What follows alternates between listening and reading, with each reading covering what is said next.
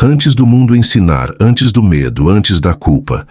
Como cresce uma alma quando ninguém tenta moldá-la?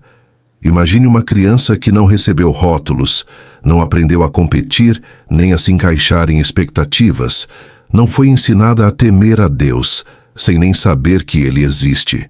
Uma criança que cresce sem que lhe digam quem ela deve ser, no que deve acreditar ou qual caminho precisa seguir. Ao pensar nisso, algo dentro de nós desperta. Porque essa pergunta não fala sobre uma criança hipotética. Ela fala sobre quem nós éramos antes do mundo nos ensinar a nos afastar de nós mesmos, antes de sermos inseridos nesse sistema. É justamente aí que começa a espiritualidade. Não como religião, não como crença aprendida, nem como algo distante ou místico demais, mas como um estado natural de consciência. Espiritualidade é aquilo que existe antes das ideias, antes das regras, antes da culpa. É a capacidade de sentir a vida como algo vivo, sagrado e conectado. Quando falamos de espiritualidade, estamos falando desse ponto interno que percebe, que sente, que reconhece sentido mesmo no silêncio. Não é algo que se adquire com o tempo. É algo que se esquece e em algum momento da vida precisa ser lembrado. Espiritualidade e religião se misturaram tanto ao longo do tempo que para alguns se torna até difícil desvincular as duas coisas. Você já parou para pensar sobre isso? O que seria a espiritualidade fora da religião? Desde sempre, o ser humano sente a necessidade de se conectar com algo maior do que ele mesmo. Em todas as épocas e culturas, essa busca aparece de forma espontânea, no fogo aceso em círculo, em cantorias, em práticas e costumes, nos símbolos desenhados na terra ou gravados no corpo. Povos indígenas, por exemplo, nunca separaram o espiritual da vida cotidiana. A dança, a caça, a cura e a natureza faziam parte do mesmo mistério. O mesmo acontece em civilizações antigas, em tribos africanas, nos povos andinos, nos celtas, nos egípcios. O ser humano cria rituais não por superstição, mas porque a alma precisa de linguagem, de gesto e de símbolo para se lembrar daquilo que não pode ser explicado apenas com palavras. Mas então por que esquecemos? Porque em algum momento da história, a experiência virou doutrina, o que era sentido virou lei, o que era pessoal virou coletivo e obrigatório. A religião nasceu dessa necessidade humana de nomear o inominável, de organizar o caos sagrado em livros, templos e hierarquias. E não há nada de errado nisso. A religião trouxe comunidade, ética, pertencimento, consolo. Ela deu forma ao invisível e permitiu que gerações inteiras pudessem compartilhar o mesmo código de sentido. Mas algo se perdeu no caminho. A religião, ao tentar preservar a experiência espiritual, acabou muitas vezes a substituindo. O ritual que antes conectava passou a ser apenas cumprido. A oração que era entrega virou obrigação. O símbolo que apontava para o mistério virou a própria finalidade. E aos poucos, aprendemos a buscar Deus fora de nós, em templos, em autoridades, em textos sagrados, e esquecemos que Ele sempre esteve dentro, pulsando em cada respiração, em cada silêncio, em cada instante de presença pura. A espiritualidade, então, é essa volta, não uma rejeição à religião, mas uma redescoberta daquilo que a antecede. É quando você olha para o céu estrelado e sente algo inexplicável no peito. É quando você estende as mãos e recebe ou oferece ajuda. É quando você para, respira fundo e percebe que está vivo e que isso, em si, é sagrado. O nome já diz. Espiritualidade se refere ao espírito, como você se relaciona com o mistério da sua própria existência. É a certeza de que existe algo dentro de você que reconhece algo maior. E supondo-se que esse algo infinitamente maior é o Criador de tudo o que existe. Quando você se relaciona com a obra da criação, a natureza, os animais e até seus semelhantes, você se relaciona também com parte do Criador. Você pode ter uma religião e não ter espiritualidade nenhuma. Ir a um templo todo domingo por obrigação, repetir orações vazias, seguir rituais sem sentir nada. E você pode não ter religião alguma e viver profundamente conectado com o espiritual, sentindo gratidão diante de um pôr do sol. Reconhecendo o sagrado num gesto de bondade, percebendo que existe algo misterioso e belo sustentando tudo isso. Mas se é tão simples, por que parece tão distante? Porque vivemos num mundo que nos ensinou a desconfiar do simples. Fomos treinados para buscar respostas complexas, certificados, validações externas. Nos disseram que o sagrado precisa ser conquistado, merecido, alcançado através de esforço, pureza ou conhecimento. E assim, passamos a vida inteira perseguindo algo que nunca saiu de dentro de nós. A espiritualidade não é uma meta. Não é um estado de iluminação que se atinge depois de anos de meditação, jejuns ou retiros. Não é privilégio de santos, monges ou mestres. A espiritualidade é o que acontece quando você para de tentar ser outra coisa e retorna à sua essência. Quando você solta a máscara social, o personagem que construiu para agradar, para sobreviver, para pertencer, quando você permite que a vida te atravesse sem resistência, sem julgamento, sem medo de sentir o que precisa ser sentido.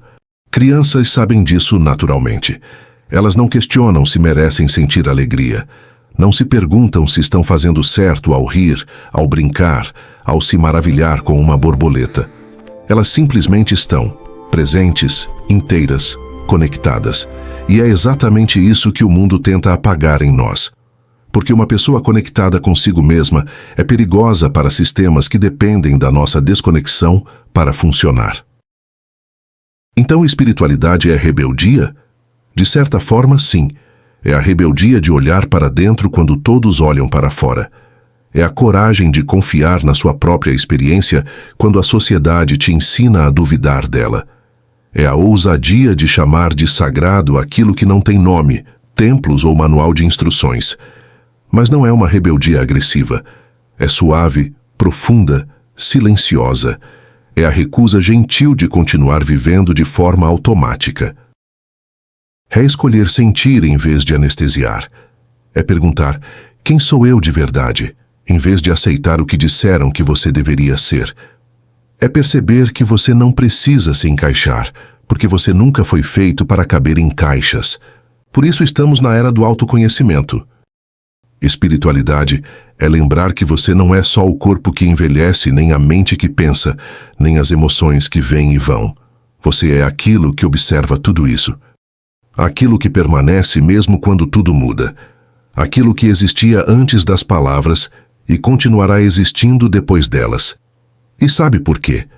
Porque assim como carregamos o DNA físico de nossos pais, aquele código invisível que determina a cor dos nossos olhos, o formato do nosso rosto, a estrutura do nosso corpo, carregamos também o DNA espiritual dessa força primordial que nos criou. Não é metáfora. É memória celular, memória cósmica, memória de alma. Existe em você uma marca latente daquele que te trouxe à existência. Você é, por essência, consciência experimentando a vida, expressão viva do princípio criador. E se o universo inteiro conspira em cada célula sua, como você poderia ser menos do que sagrado? Esse DNA espiritual não se vê no microscópio, mas se sente no calafrio que percorre sua espinha quando algo verdadeiro te toca. Ele se revela no impulso inexplicável de ajudar um estranho, na compaixão que brota sem motivo racional, na intuição que te guia mesmo quando a lógica diz o contrário. Ele está na capacidade que você tem de amar, de criar, de imaginar, de transcender. Está na sua necessidade de buscar sentido, de fazer perguntas que nenhum animal faz. Por que estou aqui? Para onde vou? O que é tudo isso? Essas perguntas não são acidentais. Elas são o DNA espiritual se manifestando, pedindo para ser reconhecido. São a lembrança de que você não é apenas matéria organizada por acaso. Você é consciência se experimentando através da matéria. Você é o universo olhando para si mesmo através dos seus olhos.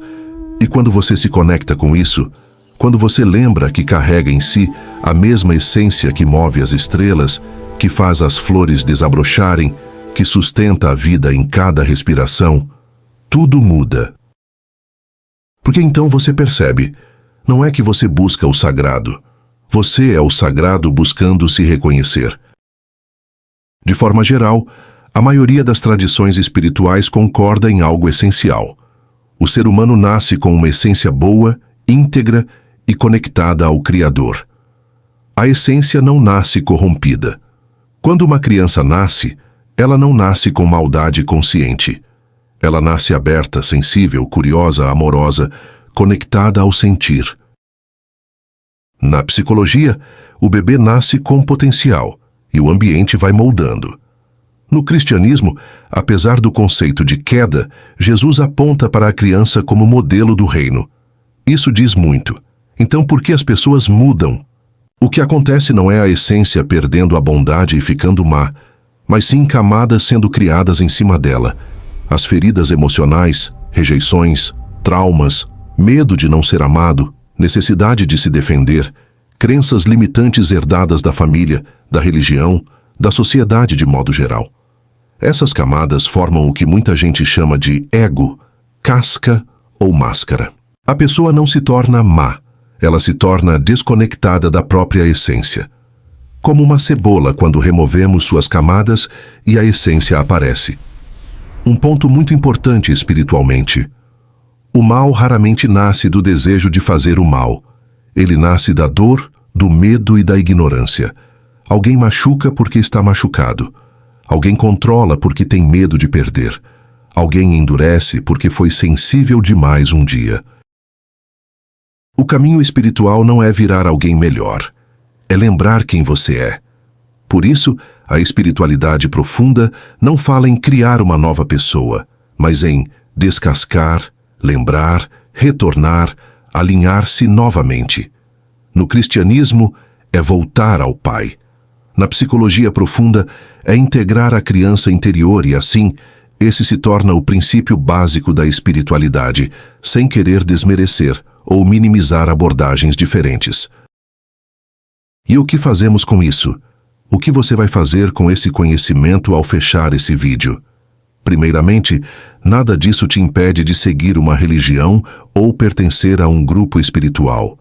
Se você encontrou uma maneira de conectar sua fé em algo divino, que te ensine a praticar o amor, compartilhar coisas boas e evoluir, continue com suas convicções. A liberdade faz parte da verdadeira essência da espiritualidade.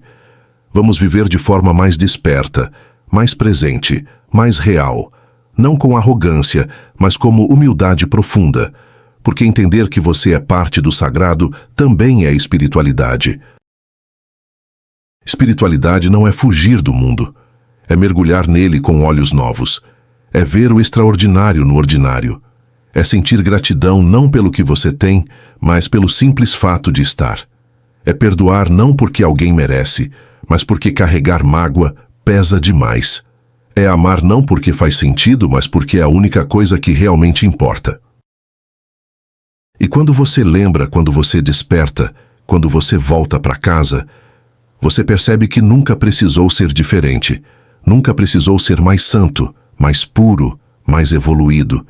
Você só precisava ser completamente, honestamente, corajosamente, você mesmo em essência. Porque é exatamente aí, nessa autenticidade absoluta, nessa presença total com sua própria existência, que o Espírito se revela. Na realidade daquilo que você sempre foi. Desde antes das palavras, desde antes do medo, desde sempre. E talvez esse seja o maior mistério de todos, que o sagrado que você tanto procurou lá fora estava, o tempo inteiro, olhando de dentro para fora, através dos seus próprios olhos.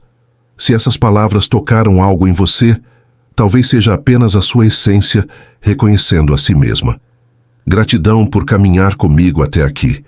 Se esse espaço ressoa com a sua alma, siga, permaneça, volte.